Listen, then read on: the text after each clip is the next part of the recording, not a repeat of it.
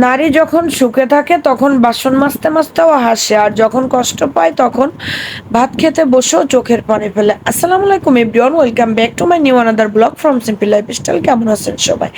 আজকে আমি এখানে তৈরি করব একটা পুডিং তৈরি করব। এর জন্য আমি 2 চামচ চিনি নিয়ে এখানে একটু ক্যারামেল করে এটাকে বাটিতে সেট হতে দিব। দেন এখানে আমি দুধ জাল করে নেব। এখানে এটা কিন্তু আমার গরুর দুধ ছিল না, আমার হাতের কাছে যেহেতু গরুর দুধ ছিল না, আমি এখানে পাউডার মিল্কটা গুলিয়ে এটাকে একটু জাল করে নিব। আর দুধের ঘনত্বটা যত ভালো হবে পুডিং এর সেটিংটা তত বেশি ভালো হবে আর কি। অনেকে গরুর দুধ দিয়ে করতে চায়, গরুর দুধ দিয়ে করলে 1 কেজি দুধকে জাল করে হাফ কেজি করে নেবেন। আমি দুধটাকে জাল করতে বসিয়ে এখানে 2টা ডিম ফেটে নিব। ডিমটাকে ফেটে নিয়ে যখন দুধের সঙ্গে মিশাবেন তখন দেখবেন দুধটা হাতে সহনীয় হয়। এবার চামচের সাহায্যে নাড়িয়ে আমি দুধটাকে ঠান্ডা করে ফেলছি।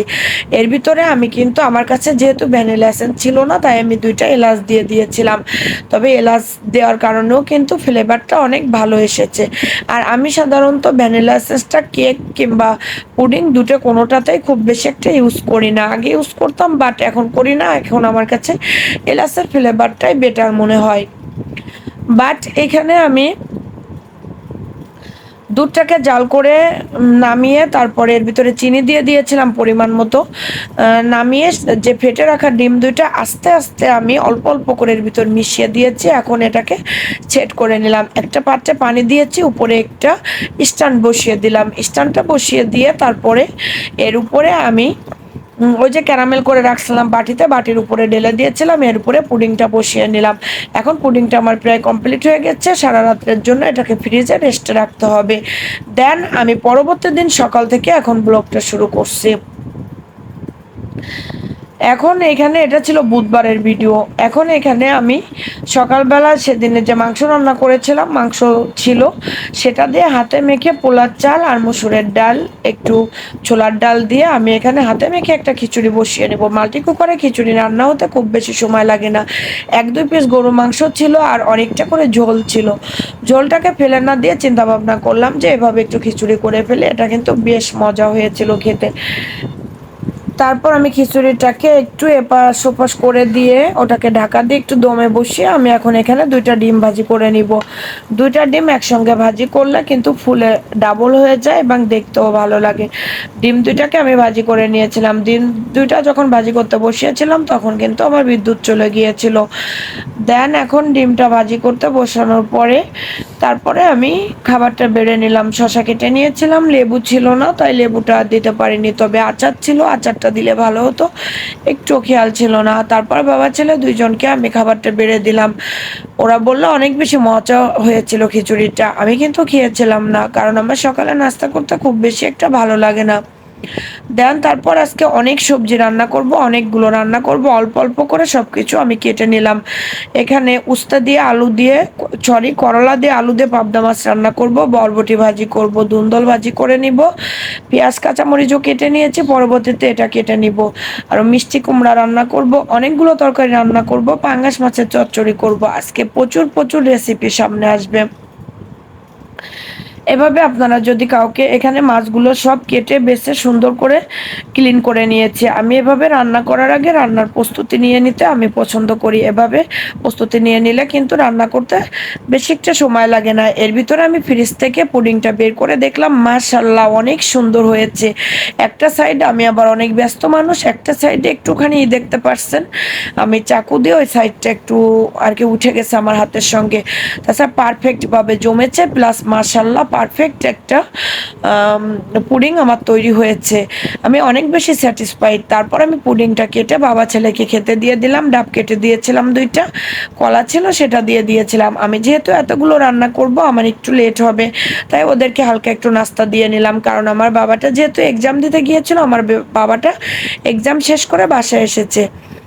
এখন আমি ফার্স্টে এখানে তুলে দেব ধুন্দল ভাজি করব। আমি 2টা ধুন্দল নিয়েছি। এখানে অল্প অল্প করে অনেকগুলো রান্না করার ট্রাই করব। যে কোনো রান্না দেখবেন আপনি অল্প করে রান্না করলে সেটা খেতে কিন্তু অনেক বেশি মজা লাগে। আর আজকে যেহেতু অনেকগুলো রান্না করব, ওর বাবা যেহেতু চলে যাবে, চলে যাওয়ার কথা ছিল, চলে গিয়েছিল গতকালকে, বাট অর্ধেক পর থেকে আবার ফেরত এসেছিল, আজকে সকালে চলে গিয়েছে।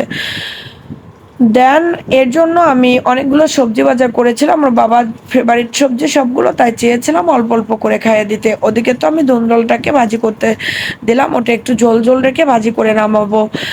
তারপর এখানে বরবটি ভাজি করব। বরবটিটা তো ওর বাবা অনেক বেশি পছন্দ করে। বরবটি এভাবে কিউব করে আলু কেটে ভাজি করে দিলে তার অনেক ফেভারিট একটা সবজি এটা। তবে আমার বরবটি ভাজির পরিবর্তে আমার কাছে রান্নাটা বেশ লাগে। এদিকে দেখেন ধুন্দলে আমি কিন্তু কোনো পানি ইউজ করি নাই, বাট এটা থেকে অনেক বেশি পানি বেরিয়েছে,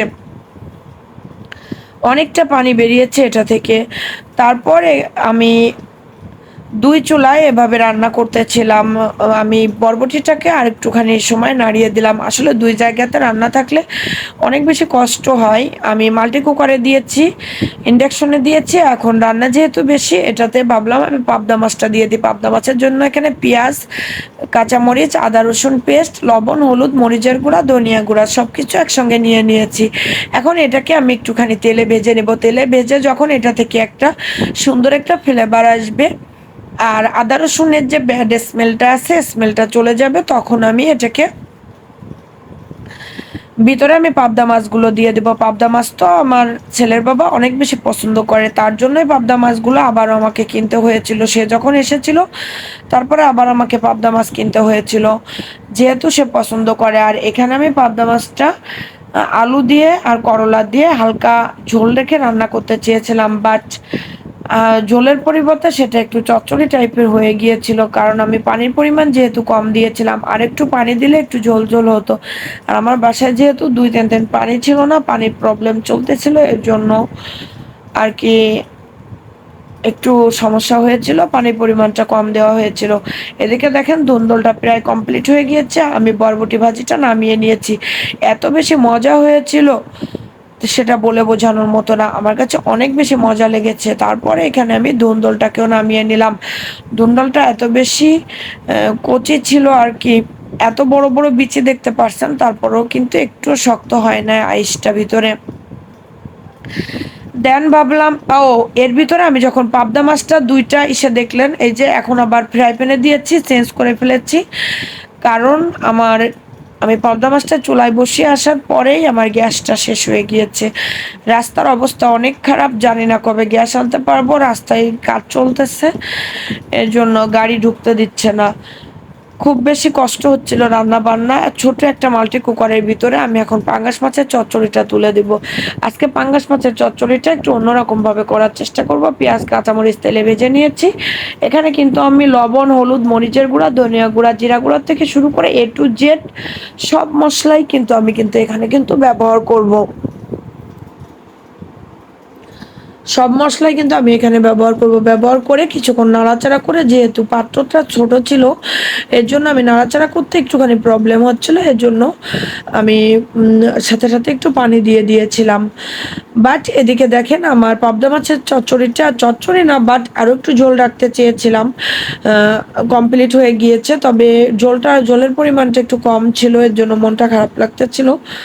যাক, কোনো বিষয় না, অন্য একদিন আবার করে ফেলা যাবে। আমি এদিকে পাবদা মাছটা নামিয়ে নিয়েছি। পাবদা মাছটা নামিয়ে নেওয়ার পরে তারপর সেই ফ্রাই প্যানটাতে আমি চচ্চড়িটা ঢেলে দিলাম, কারণ ছোট পাত্র, ওটার ভিতরে সম্ভব হচ্ছিল না এত বড় মাছের তরকারিটা রান্না করে। এদিকে দেখেন আমার পাবদা মাছটা হালকা হালকা ঝোল ছিল, অনেক বেশি মজা হয়েছিল। তবে যে করলাটা ছিল ওইটা একটু শক্ত ছিল, যেহেতু পানির পরিমাণ কম ছিল এর জন্য সিদ্ধটা একটু কম হয়েছিল, তারপরেও আমার কাছে বেটার লেগেছে।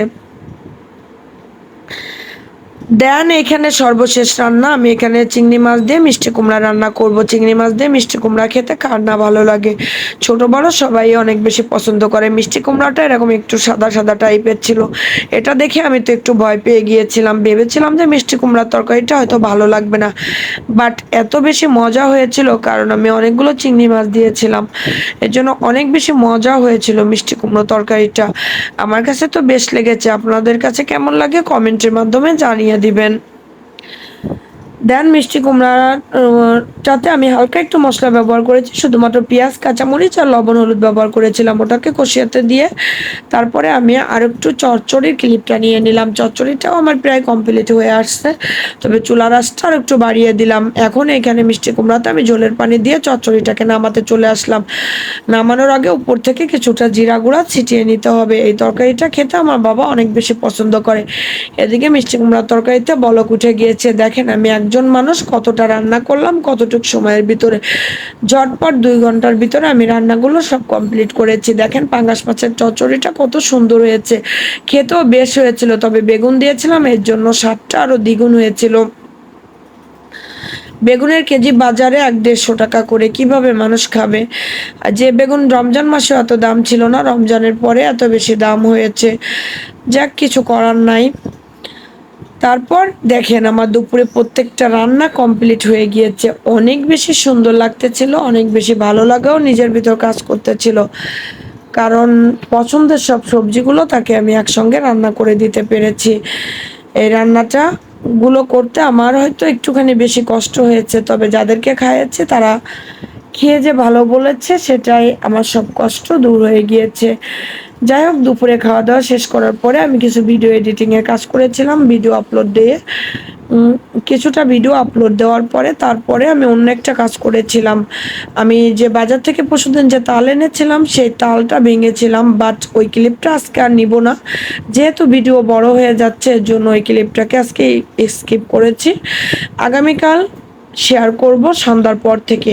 তাই এখানে বরবটি আর আলু দিয়ে লুডুস রান্না করব। ফার্স্টে এখানে লবণ আর সামান্য একটু পরিমাণ লবণ আর 1 চিমটি তেল দিয়ে পানিটাকে আমি ফুটিয়ে নিয়েছি। পানিটা যখন বলক উঠে গেছে তখন এখানে আলু আর বরবটি দিয়ে দিলাম, দিয়ে 1 প্যাকেট লুডুস সিদ্ধ করে নিলাম। একটাই রান্না করেছিলাম, 2টা করলে অনেকটা বেশি হয়ে যায়।